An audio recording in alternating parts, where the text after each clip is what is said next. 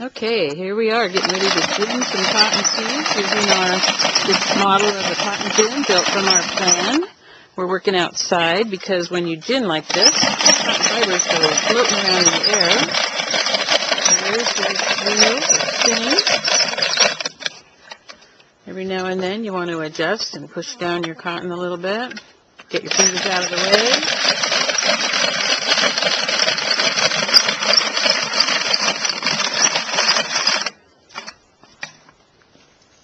You've got a nice pile of lint all gin. We're going to pull that right out of the brushes, clean it out.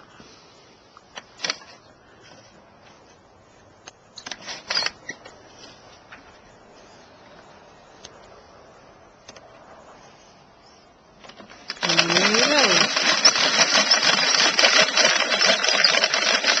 That's for the seeds. Okay.